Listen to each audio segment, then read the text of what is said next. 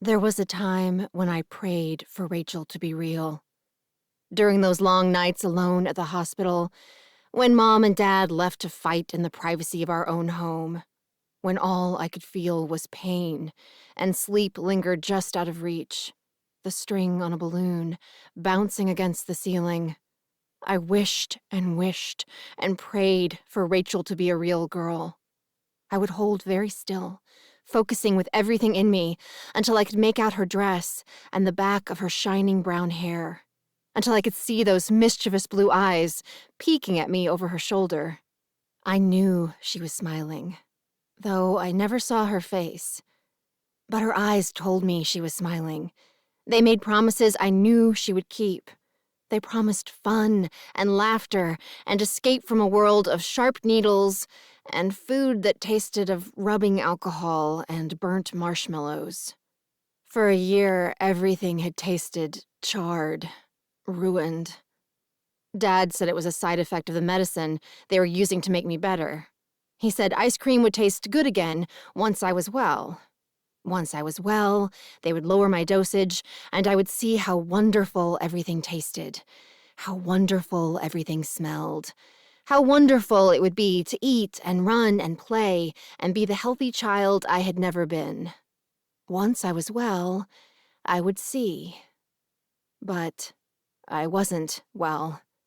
The fluttering near my heart, birds trapped in a cage of bone, was fading. But it seemed to be taking forever. I was 8 years old. A month was forever. A year was an eternity. I had been trapped for an eternity in that bed with the scratchy sheets, in that room with the cold floor I could feel even through my slippers, and the night nurse who smelled so strongly of coffee, it seemed she'd bathed in it. I wanted out. I wanted a way to forget. Rachel gave me both. I'd followed her out of my room before, trailing her to adventure in the closed cafeteria or up to the roof where we danced under the stars. But that night was different. The smelly nurse was right there at her desk when Rachel slipped from my room. She'd always waited until the nurse went to refill her cup before beckoning me out into the hall. Not this time. Now, she walked straight up to the desk, grabbed the nurse's cup, and threw it. Hot liquid splattered over cold tile. The stale hospital air bloomed with a sharp, bitter smell. The nurse cried out and turned to clean up the mess, and I nearly fainted. That coffee cup had confirmed it. My mother was wrong. Rachel wasn't an imaginary friend. Rachel was real. I watched her knock a chart from the desk in awe, more excited than I could remember. Christmas morning had nothing on Rachel. Come on, silly. I heard her voice in my head, louder than before. Her blue eyes flashed above her shoulder before she turned and ran. I followed, creeping past the still bent-over nurse and chasing after Rachel. My heart thudded dully in my ears. My lungs struggled to draw breaths deeper than I was accustomed to. I wasn't as strong as Rachel, but I was getting stronger. The medicine was working. For the first time, I believed my father's promise. I was going to be well. I was going to grow up to be tall and strong and put the miserable days of my childhood behind me. And Rachel would be there with me, a real friend only I could see, a piece of magic only I could touch. I trailed her laughter and the soft tapping of her dress shoes down one hallway and then another, past rooms that smelled of disease and pain, past the muffled sounds of a sleepless kid watching SpongeBob SquarePants after hours, past the beeping of machines and the buzzing of fluorescent lights, and the endless concrete walls with their cheery murals painted by kids who were long dead. There were ghosts on the 9th floor of Baptist Memorial, the place where kids went to die. But Rachel wasn't one of them. I was more sure of that than ever. Come on, we're nearly there. I could hear the excitement in her voice and hurried up the stairs marked no exit, the ones that led to the roof and the stars.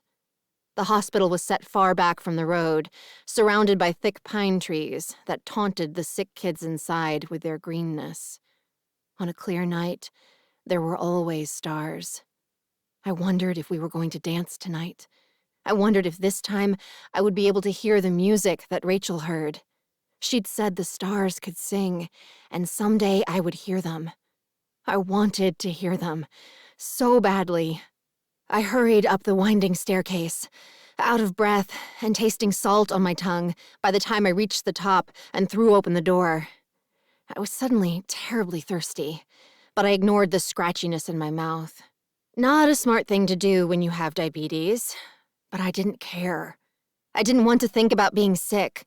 Rachel was real. The world wasn't the same dull, hopeless place anymore. It was something more, something enchanted. The ash gray of the roof shimmered before me in the moonlight.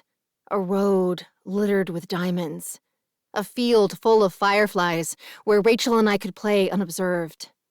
I saw her standing on the opposite side of the great expanse. For once, she faced me directly instead of peeking over her shoulder. Her hair hung in shining waves, shadowing her features, but I knew I would be able to see her if I got closer. I couldn't wait. I wanted to watch her smile. I wanted to throw my slender arms around her neck and spin. I'd never had a best friend before, and I wanted to thank Rachel for coming to me, for choosing me out of all the sick little girls in the world. I ran, jumping over rough patches on the roof, light and full of joy. I knew the end was coming. Soon, I would be out of the hospital forever. Soon, I would be free of tests and medicines and pains in the night. Maybe sooner than you think, came her voice. And then Rachel lifted her face. The moonlight was a hand, catching her under the chin, holding her in place, forcing me to look long and hard, to see her for what she really was. Rachel, I gasped, a part of me thinking that speaking her name would fix things. It didn't. Rachel was still broken. Where her mouth should have been, there was only a thin red line, a wound that gaped and bled when she smiled. And her eyes were black holes, determined to suck every bit of light from the world. Rachel wasn't real, after all. And she wasn't my friend. By the time I saw the broken place in the wall surrounding the roof, the one she'd been blocking with her slim body, I was flying through it. I twisted in the air, breath catching and holding, as I watched myself as if from a distance. I could see the terror on my own face, watch my arms and legs churning against a background of utter blackness as I scrambled to grab onto the ledge. There were no stars. They were hidden behind the clouds, unwilling to bear witness to my murder. She had always planned to kill me. I felt that truth in the eager fingers she used to pry my hands away from the stone I'd been lucky enough to latch onto. She shook with excitement as her nails bit into my flesh. I clung and screamed, long and loud and hard, the sound of celebration of my newfound health. I would never have been able to scream like that before, and it probably saved my life. That scream made a woman 2 floors down open her window and look out and up, just in time. Even though she was sick, cancer that later killed her, she reached for me as I fell. And when her arms closed around my waist, she didn't let go, even when the momentum of my fall nearly pulled her out the window. The newspaper called it a miracle. My mother called it attempted suicide. My father called it a horrible side effect of an overdose of experimental medication. My doctors altered my treatment. My mother brought in a shrink. And I learned to say that Rachel was a product of my own imagination, who didn't come around anymore. I lied.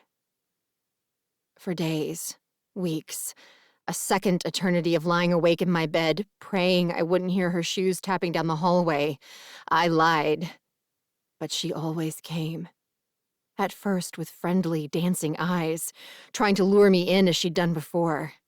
And then, with knives she'd stolen from the cafeteria and syringes of fluid she tried to slip into my IV.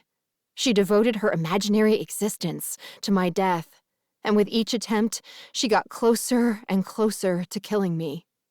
I lived in fear that sooner or later she would catch me unaware and our terrifying game would be done. Then, one day, she was just gone. By the time Rachel stopped coming to visit, I weighed less than the 5-year-old girl down the hall. I looked like a monster, a haunted thing that prowled the children's floor of the hospital with sunken eyes and fingers that worried at the scabs on my skin until they bled. It took months for me to trust that Rachel was really gone. Years to convince myself I'd just been a sick, crazy kid with an overactive imagination. But I finally did it. I pulled it together, got well, got out of the hospital, and I never looked back.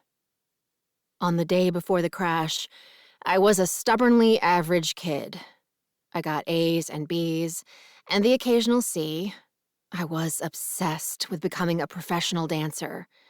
I wrote angry things about my stepmother in my journal and dreamed of the day I'd be free to become all the things I wanted to be. I didn't dream of death. But it seemed death had been dreaming of me.